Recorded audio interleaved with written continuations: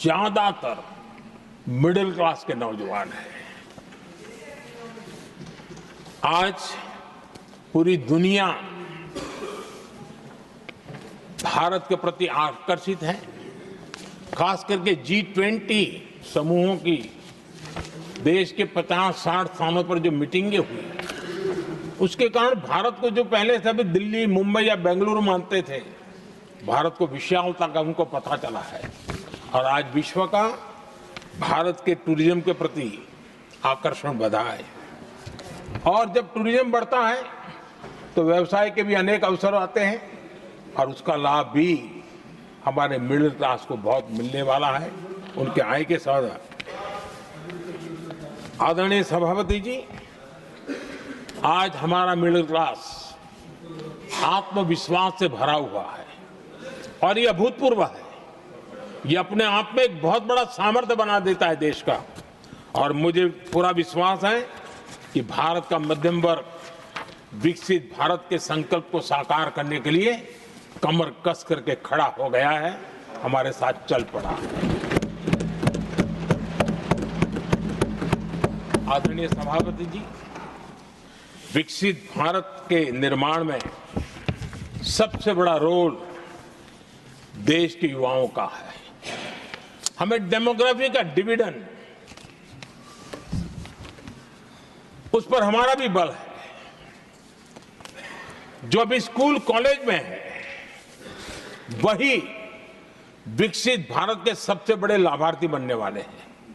और इसलिए उनके अंदर एक स्वाभाविक भाव है कि जैसे जैसे उनकी उम्र बढ़ेगी, वैसे वैसे देश की विकास की यात्रा बढ़ेगी। और जो उनके लिए एक बहुत बड़ा और एक प्रकार से विकसित भारत का बेस हमारे यहाँ स्कूल कॉलेज के नौजवान है, वो हमारा सामर्थ्य है। पिछले 10 साल में लगातार इस तबके को, इस बेस को मजबूत करने के लिए हमने बहुत सोची समझी रणनीति के तहत काम किया है। 21वीं सदी की शिक्षा कैसी होनी चाहिए, शिक्षा नीति के लिए पहले सोचा तक नहीं गया। जो चलता है चलने दो, जैसा होता है होता ही रहो। करीब 3 दशक के अंतराल के बाद नई राष्ट्रीय शिक्षा नीति लेकर के हम आए। 3 दशक के अंतराल, इस नीति के तहत बहुत सारे इनिशिएटिव हैं। उसमें एक की मैं चर्चा करता हूं, PM श्री स्कूल। ये PM श्री स्कूल आज करीब 10-12 हजार स्कूल ऑलरेडी बन चुके हैं और नए बनाने की दिशा में हम आगे बढ़ रहे हैं। आदरणीय सभापति जी, एक महत्वपूर्ण निर्णय हमने शिक्षा नीति में बदलाव लाया है। मातृभाषा में पढ़ाई और मातृभाषा में परीक्षा, इस पर हमने बल दिया है।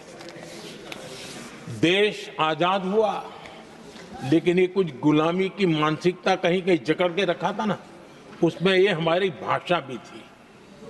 हमारी मातृभाषा के साथ घोर अन्याय हुआ और गरीब का बच्चा, दलित का बच्चा, आदिवासी का बच्चा, वंचित का बच्चा वो इसलिए रुक जाए ताकि उसको लैंग्वेज नहीं आती है। ये उसके साथ घोर अन्याय था। और सबका साथ सबका विकास का मंत्र मुझे चैन से सोने नहीं देता था। और इसमें मैंने कहा कि देश में मातृभाषा में शिक्षा, मातृभाषा में डॉक्टर बने, मातृभाषा में इंजीनियर बने। जिनको अंग्रेजी भाषा पढ़ने नसीब नहीं हुई, उनके सामर्थ्य को हम रोक नहीं सकते। हमने बहुत बड़ा बदलाव किया है और उसके कारण आज गरीब माँ का, विधवा माँ का भी बच्चा आज डॉक्टर इंजीनियर के सपने देखने लगा। आदिवासी युवाओं के लिए एकलव्य मॉडल स्कूलों का हमने विस्तार किया है।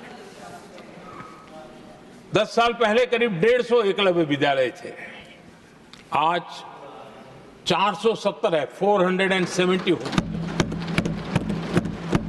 और अब हम 200 और ज्यादा एकलव्य स्कूल की दिशा में आगे बढ़ रहे हैं।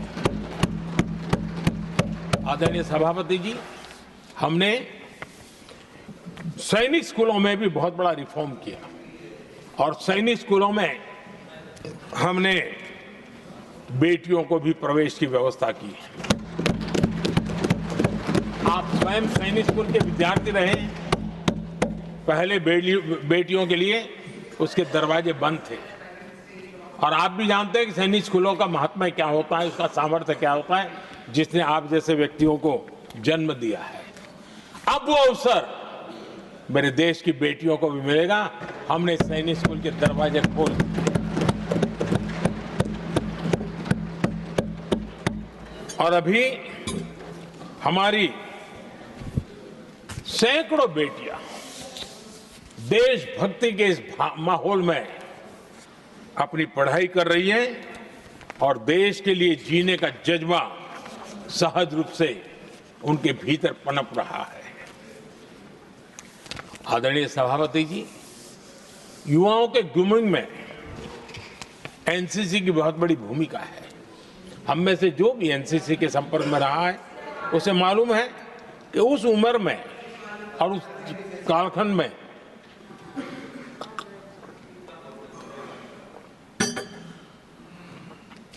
एक बहुत सुनहरा अवसर होता है व्यक्ति के विकास में, सर्वांगीण विकास में। उसको एक एक्सपोजर मिलता है। बीते वर्षों में एनसीसी में अभूतपूर्व विस्तार हुआ है। हमने उसको भी जकड़ करके बैठ गए थे। 2014 तक एनसीसी में करीब 14 लाख कैडेट हुआ करते थे। आज वो संख्या 20 लाख पार कर गई।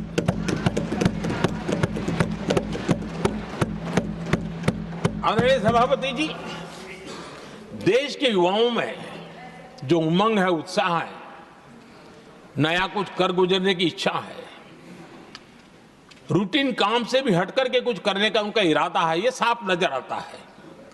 जब मैंने स्वच्छ भारत अभियान चलाया, मैंने देखा कि आज भी कई शहरों के नौजवानों की टोलियां अपने तरीके से, स्वयं प्रेरणा से स्वच्छता के अभियान को आगे बढ़ा रही है। कोई झुग्गी झोपड़ी में जाकर के शिक्षा के लिए काम कर रहे हैं, कई नौजवान कुछ न कुछ कर रहे हैं। इन सारी बातों को देख करके हमें लगा कि देश के युवाओं को एक अवसर मिलना चाहिए, संगठित रूप से प्रयास होना चाहिए, और इसके लिए हमने माय भारत एक आंदोलन शुरू किया है। मेरा युवा भारत, माय भारत। आज करीब 1.5 करोड़ से ज्यादा युवाओं ने उसमें अपनी रजिस्ट्री करवाई है, और देश के वर्तमान विषयों पर चर्चा करना, मंथन करना, समाज को जागरूक करना, सक्रियता से ये नौजवान अपनी प्रेरणा से कर रहे हैं। उनको स्पून फीडिंग की जरूरत नहीं पड़ रही है। वो अपने सामर्थ्य से अच्छी चीजों को हाथ लगा करके आगे बढ़ रहे हैं। आदरणीय सभापति जी, खेल का क्षेत्र स्पोर्ट्समैन स्पिरिट को जन्म देते हैं, और जिस देश में स्पोर्ट जितना व्यापक होता है, उस देश के अंदर वो स्पिरिट अपने आप पनपता है। खेल प्रतिभा को बल देने के लिए हमने अनेक आयामों पर काम शुरू किया है। खेल के लिए जो इंफ्रास्ट्रक्चर की जरूरत हो, उसके लिए जो फाइनेंशियल सपोर्ट की आवश्यकता हो, उसमें अभूतपूर्व हमने मदद की है, ताकि देश के नौजवानों को एक अवसर मिले। Target Olympic podium scheme, tops, और खेलो इंडिया अभियान हमारे स्पोर्ट्स इकोसिस्टम को पूरी तरह ट्रांसफॉर्म करने की ताकत रखते हैं, और हम अनुभव भी कर रहे हैं। पिछले दिनों 10 साल में जितने भी इंटरनेशनल स्पोर्ट्स इवेंट हुए हैं, भारत ने अपना झंडा गाड़ दिया, भारत ने अपना सामर्थ्य दिखा दिया है, भारत के नौजवानों ने अपना लोहा बनवा लिया है, और उसमें हमारी बेटियां भी उतना ही दमखम के साथ दुनिया के सामने भारत की ताकत का प्रदर्शन कर रही है। आदरणीय सभापति जी, किसी भी देश को विकासशील से विकसित की जो यात्रा होती है, उसमें जन कल्याण के कामों का अपना महत्व है।